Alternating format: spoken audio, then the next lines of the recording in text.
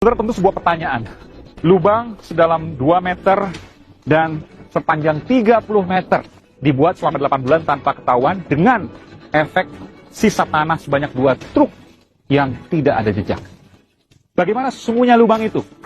Komisi 3 DPR sempat berkunjung ke sana. Saya akan menunjukkan pada Anda, saudara. Ini, 28 meter. 28 meter, lubang semanusia bisa masuk, Pak. Tanahnya dikemanakan, Pak? Ini seperti latih. Cacing, Pak, ketua. Cacing. Makan cacing ya, makan tanah. Ini tanda tanya besar ini, ketua. Siap. Oke. Ini tanda tanya ini. Ilmunya tinggi ini. Saudara, pertanyaan yang paling mendasar, mungkinkah membuat lubang di lembaga pemasyarakatan tanpa ketahuan selama 8 bulan tanpa ada jejak yang bisa kemudian diendus selama jangka waktu tersebut? Saudara, tentu pertanyaan-pertanyaan ini mengganjal dan saya mencoba untuk menggalinya dengan sejumlah kemungkinan kejanggalan yang sulit untuk dibantah. Apakah itu? Saya akan jabarkan berikut ini, saudara.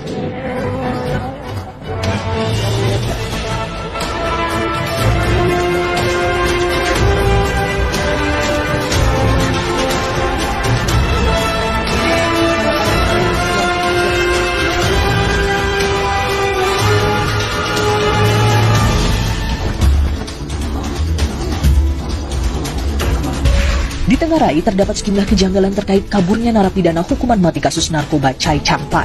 Dari hasil penelusuran lapangan didapat sejumlah fakta. Kejanggalan pertama, bagaimana mungkin ia bisa menggali seorang diri? Terowongan dengan dalam 2 meter dan memiliki lintasan sepanjang 30 meter. Hal ini ia lakukan selama 8 bulan dan tanpa diketahui oleh petugas lapas seorang pun. Kejanggalan lainnya terkait hasil tanah buangannya yang jika dikumpulkan bisa sebanyak 2 truk. Kemana tanah ini ia buang? Chai Chang-pan pun berpotensi terkena gas beracun karbon monoksida saat menggali dalam terowongan. Beberapa kasus penggalian sumur warga menyebabkan korban tewas karenanya. Mengapa tidak terjadi dalam kasus ini? Dan terakhir, pemetaan denah dan struktur bangunan lapas sangat rumit. Namun ia berhasil lolos dan melarikan diri, tak terendus sama sekali. Pertanyaan-pertanyaan yang mengganjal.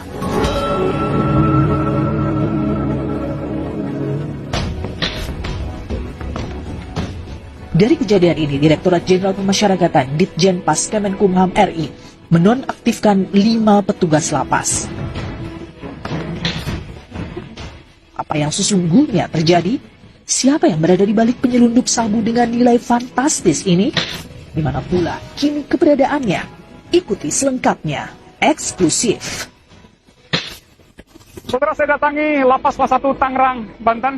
Saya minta izin untuk masuk ke dalam pada Kepala Kanwil Kementerian Hukum dan HAM Provinsi Banten, Andika Dwi Prasetya, dan saya juga sudah minta izin kepada Menteri Hukum dan HAM, Pak Yasona Lauli, namun masih investigasi, jadi kami tidak diberikan untuk masuk ke akses dalam.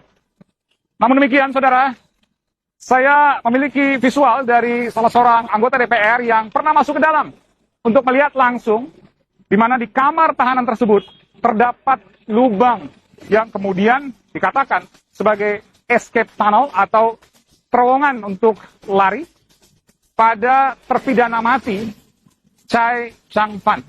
Bagaimana suasana di kamar itu? Bagaimana pula pertanyaan terkait dengan sejumlah kasus ini?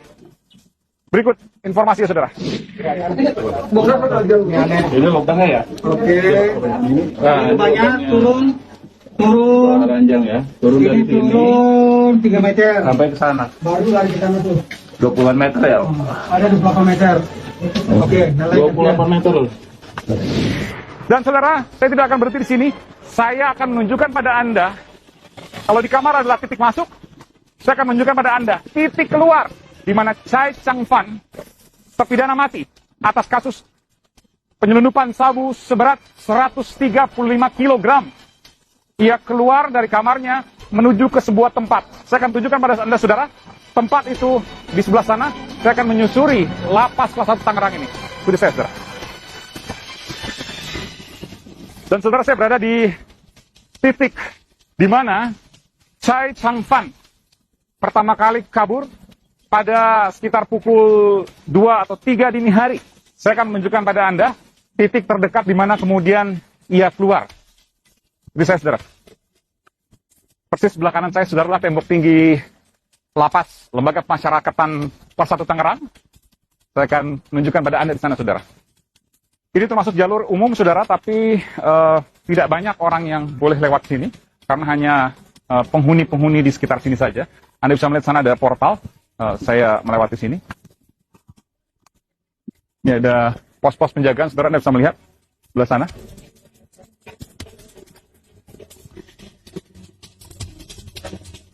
Tembok penjara.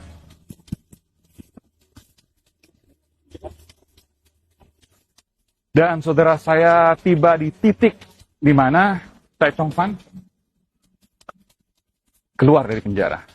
Anda melihat ini, saudara, ini adalah sisa semenan yang kemudian baru saja disemen beberapa hari lalu oleh petugas, dan ia keluar persis di jalur ini.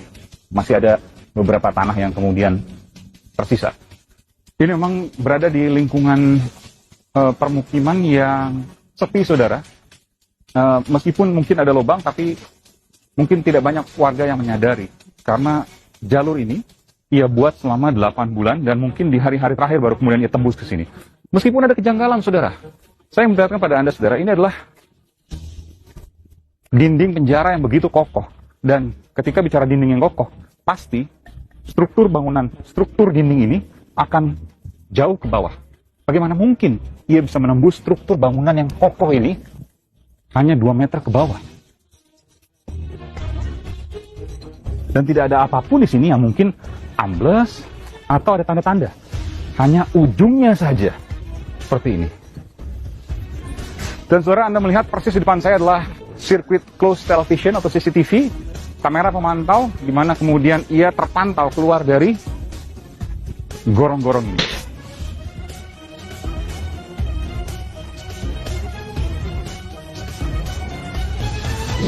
Saudara, benarkah ada kejanggalan di sini? Saya akan segera mewawancarai Komisi 3 Dewan Perwakilan Rakyat yang menemukan ada lubang di kamar tahanan Chai Chong-fan. Seperti saya, saudara. Kan di sebelahnya Ada kejanggalan? janggal banget, melarikan diri, menggali lubang, hilang, ya kan, lalu sampai berangkat ke Bogor, Ya. lalu hilang begitu saja.